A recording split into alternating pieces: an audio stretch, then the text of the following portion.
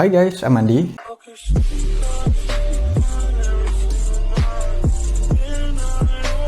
Kalian tahu nggak sih bahwa alergi itu merupakan salah satu jenis gangguan sistem kekebalan tubuh yang kita milikin. Di mana sistem kekebalan tubuh yang seharusnya melindungi kita dari kuman-kuman yang masuk ke dalam tubuh kita nih, itu malah saling menyerang. Jadi imun kita itu malah menyerang imun kita yang lain gitu. Jadi saling menyerang.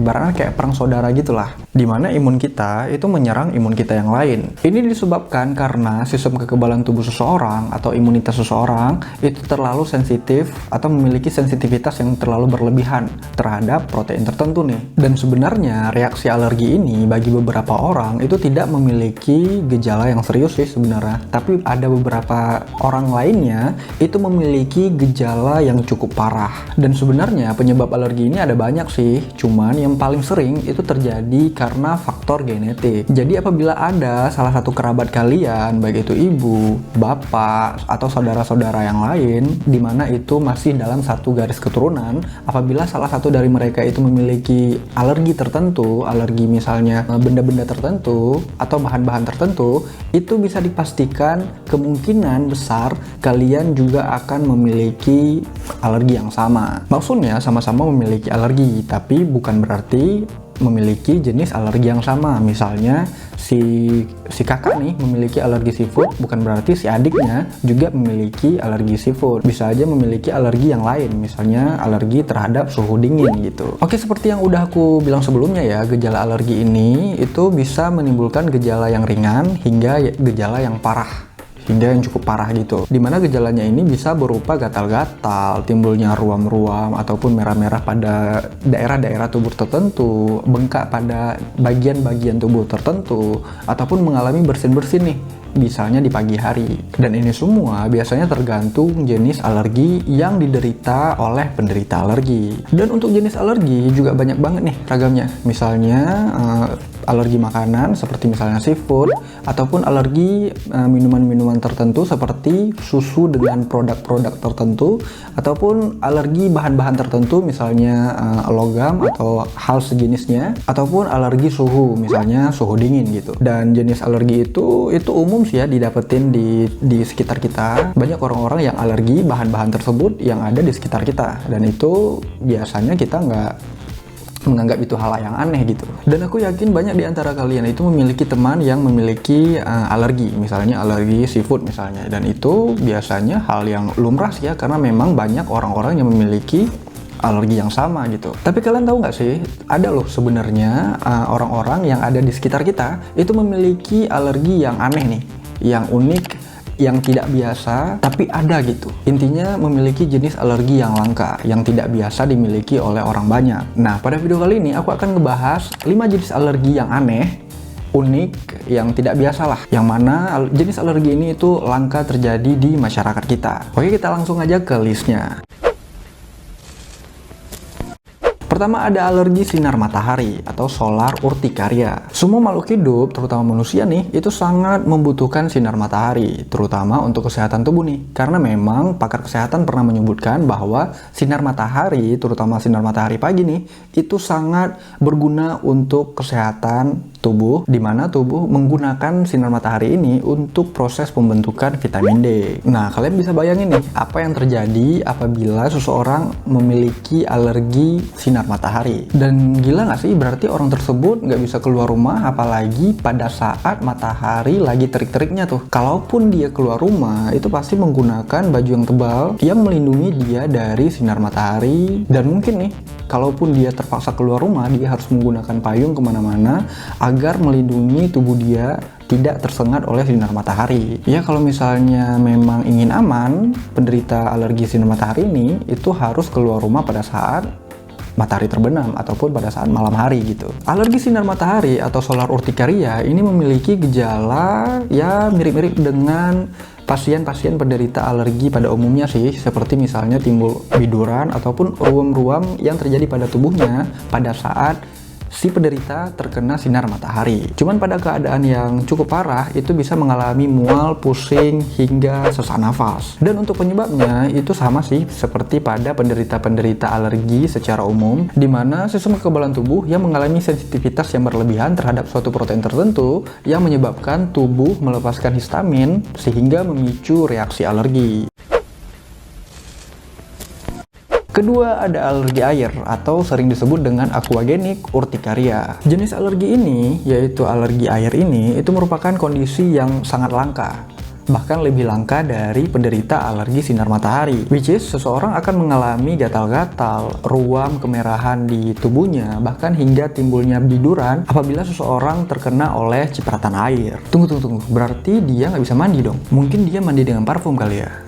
Tapi parfum kan juga air. Dan untuk penyebabnya itu sama sih seperti yang sebelumnya juga, yaitu dimana imunitas tubuh seseorang yang terlalu sensitif terhadap protein tertentu yang akan menyebabkan tubuh melepaskan histamin sehingga akan memicu reaksi alergi. Dan untuk alergi dingin ini itu berbeda ya dengan alergi suhu, misalnya suhu dingin gitu, dimana alergi dingin itu hanya akan bereaksi terhadap yang dingin-dingin. Misalnya dia mandi air dingin terus gatal-gatal timbul ruam-ruam merah di badannya gitu.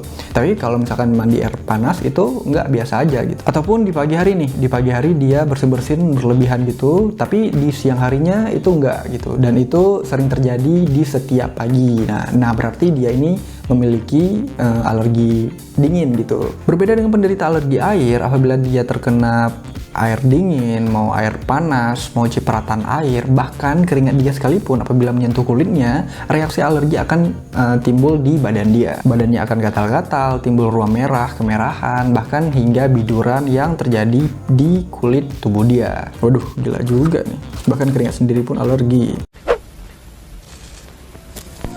Selanjutnya ada alergi sentuhan manusia. Nah, alergi ini itu banyak namanya ya.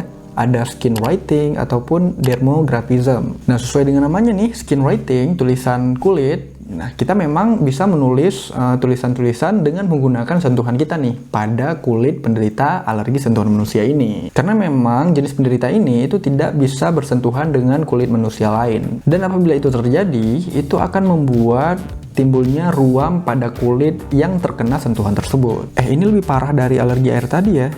Bahkan dia nggak bisa disentuh. Jablay deh anak orang. Sama seperti kebanyakan alergi yang lain, alergi sentuhan manusia ini itu akan dialami seumur hidup nih.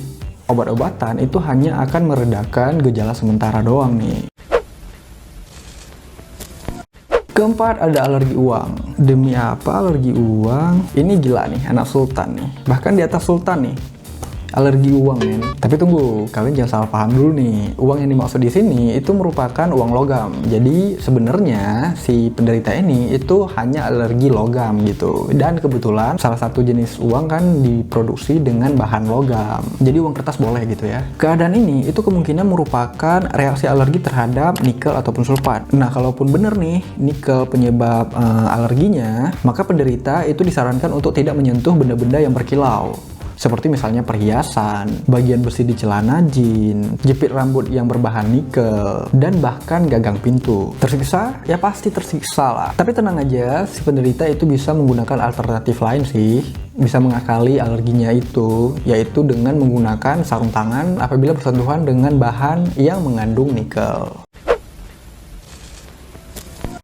Kelima atau yang terakhir, ada alergi olahraga. Sejak tahun 1970 itu hanya ada 1000 kasus alergi berolahraga yang dilaporkan dan terdaftar juga nih. Dan untuk alergi olahraga ini itu terbagi dari dua jenis. Jenis pertama itu muncul karena makan sebelum olahraga. Jenis kedua itu muncul begitu aja, tanpa ada hubungannya dengan makanan. Gejala yang ditimbulkan alergi ini juga beragam nih. Dari yang ringan seperti misalnya gatal-gatal, terjadinya ruam, biduran, hingga terjadi gejala yang cukup parah seperti misalnya shock anafilaktik. Dan untuk pencegahannya, karena alergi olahraga ini memiliki dua tipe nih, jadi pencegahannya juga ada dengan dua cara. Tipe pertama, menghindari makan sebelum melakukan olahraga. Dan untuk tipe kedua, kalian harus berhenti berolahraga apabila mulai muncul reaksi alergi. Dan apabila kalian nih mengalami reaksi alergi yang cukup parah, ataupun kalian melihat seseorang yang sedang mengalami reaksi alergi yang cukup parah, kalian harus segera membawa penderita-penderita alergi ini ke rumah sakit segera agar dapat ditangani oleh dokter, ya minimal mendapatkan tindakan awal lah ya, ibaratnya pertolongan pertama lah, yang diharapkan itu tidak terjadi hal yang lebih parah. Ya memang hingga saat ini itu tidak ada pengobatan khusus ya terhadap alergi, apalagi alergi-alergi yang aneh-aneh seperti ini gitu, alergi yang langka seperti ini. Tapi memang ada beberapa kasus alergi yang sembuh dengan sendirinya, dan ada juga beberapa orang yang mengalami reaksi alergi seumur hidupnya, tapi dengan reaksi yang lebih ringan gitu. Tapi tidak sedikit juga memiliki alergi yang dialami seumur hidup dengan reaksi yang cukup parah. Dan semua itu tergantung dari sistem tubuh si penderita juga sih. Oke guys, sekian dulu video kali ini. Aku harap video kali ini bermanfaat buat kalian dan semoga menjadi wawasan buat kalian juga. Dan sekian dulu segmen 5 Amazing pada minggu ini. Kalian juga bisa request, komen aja di bawah apabila kalian punya ide-ide buat video ke depan. Dan seperti biasa, like video ini jika kalian suka, cuekin aja jika kalian nggak suka, share ke teman-teman kalian yang menurut kalian butuh tentang informasi yang ada di video kali ini, terutama teman-teman kalian yang memiliki alergi-alergi nih. Kalian harus share video ini ke mereka. Subscribe channel ini dan tekan tombol lonceng notifikasinya agar kalian tahu terus kapan video terbaru di-upload tiap minggunya. Follow aku juga di Instagram @anisetiawan karena aku juga cukup sering meng-share beberapa informasi di sana juga. Oke, sekian dan terima kasih. See you di next video. Bye.